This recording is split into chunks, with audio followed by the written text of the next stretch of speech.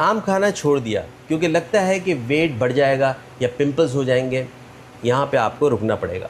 आज आम के बारे में कुछ कॉमन मिथ्स को सिंपल और क्लियर तरीके से हम समझते हैं। मैंगो सीज़न सिर्फ 2 से 3 महीने का होता है और ये एक ऐसा सीजनल फ्रूट है जो टेस्ट के साथ साथ न्यूट्रिशन में भी बहुत रिच होता है। इसमें इतना ज़्यादा न्यूट्रिशन है कि एक मीडियम साइज़ मैंगो में 60 to 70 mg विटामिन सी होता है और 1500 से 2000 IU बीटा कैरोटीन होता है। बीटा कैरोटीन एक ऐसा न्यूट्रिएंट है जो बॉडी में जाकर विटामिन ए में कन्वर्ट होता है। सिंपल वर्ड्स में अगर हम इसको समझें तो ये आँखों की रोशनी को सपोर्ट करता है, स्किन को हेल्दी रखता है और इम्यूनिटी को स्ट्रॉन्ग बनाता है। इसका मीठा टेस्ट एक नेचुरल शुगर फ्रक्टोज की वजह से होता है। फ्रक्टोज फ्रूट की नेचुरल शुगर होती है जो बॉडी को एनर्जी देती है और आम को नेचुरली स्वीट बनाती है। इसलिए फ्रूट खाने के बाद बैलेंस चॉइस है कि जब तक आप इसकी क्वांटिटी को कंट्रोल नहीं करेंगे तो इसमें मसला रहेगा। मिथ नंबर 1, मैंगो से वेट बढ़ता है। सिर्फ आम खाने से वेट नहीं बढ़ता। प्रॉब्लम तब होती है जब आम के साथ आइसक्रीम, एक्स्ट्रा शुगर या ऑयली चीज़ें ऐड कर ली जाती हैं, तब ओवरऑल कैलोरीज बढ़ जाती हैं। अक्सर आपने देखा है कि वो जो क्रीम श्रीम के अंदर आपको जो है ना मैंगो बना के दिया जाता है, देखने में खाने में बड़ा लजीज होता है, लेकिन उसके ये मसाइल भी फिर आते हैं। आम को आप सिंपल भी खा सकते हैं और वो सबसे बेहतर है कि आप उसको काट करके या चूज़ करके जिस तरह से यूजुअली खाया जाता है आप उसको ले सकते हैं। मिथ नंबर 2, डायबिटीज़ वाले आम नहीं खा सकते। बिल्कुल नहीं खा सकते। अगर डायबिटीज़ अनकंट्रोल्ड है तो आम को अवॉइड करना बेहतर है, लेकिन कंट्रोल्ड डायबिटीज़ में छोटी क्वांटिटी और पोर्शन कंट्रोल के साथ आम खाया जा सकता है ताकि क्रेविंग भी सेटिस्फाई हो और शुगर स्पाइक भी ना हो। यहाँ पे मैंने वर्ड यूज़ किया क्रेविंग भी सेटिस्फाई हो।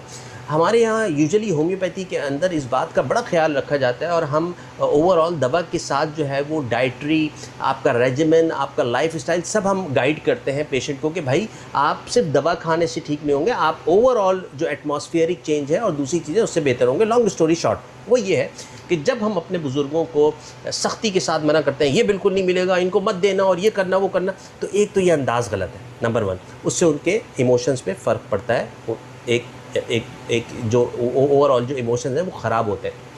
नंबर 2, जब हम उनकी एक क्रेविंग होती है ना, किसी बुज़ुर्ग का मन चाह रहा है, दिल चाह रहा है और आप उसको मना कर दें, तो वो मना करके जो आप फ़ायदा उठाना चाह रहे होते हैं ना कि अब्बू का शुगर बड़ा अच्छा होगा, हुजूर नहीं होगा।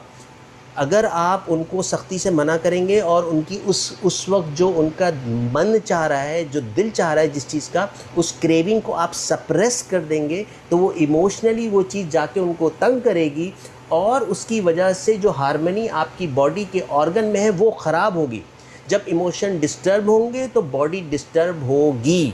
तो इसीलिए जो है आप उनको अच्छे से समझा के बता के, एक छोटा अनवर अटोल कितना होता है, इतना सा होता है, वो अगर आप दे देंगे तो वो जो सेटिस्फेक्शन ऑफ क्रेविंग होगी वो कभी भी उनको नुकसान नहीं पहुंचाएगी इंशाल्लाह। मिथ नंबर 3, आम से पिंपल्स और गर्मी होती है। ये हर किसी पर अप्लाई नहीं होता। यंगस्टर्स में ये कंसर्न्स कॉमन है। आम को खाने से पहले आप 1-2 घंटे पहले आप पानी में इसको भिगो दें, ठीक है ना। एक सिंपल और यूज़फुल स्टेप है। इससे आम के ऊपर लगी हुई जो धूल मट्टी है, सरफेस रेसिड्यू है, वो वॉश हो जाते हैं। कुछ केसेस में अगर आम पर केमिकल स्प्रे या एक्सटर्नल इम्प्योरिटीज़ होती हैं, जो कि होती हैं, तो उनका इफ़ेक्ट भी कम हो जाता है। इसके बाद आप वॉश करके उसको अच्छी तरह से खाइए।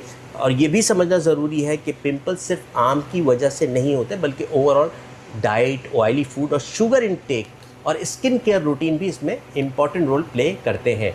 आम के जो डंडी वाले हिस्से से जो मिल्की सैप निकलता है वो कुछ सेंसिटिव लोगों की स्किन को इरिटेट कर सकता है, इसलिए आम को प्रॉपर्ली वॉश करना हेल्पफुल होता है।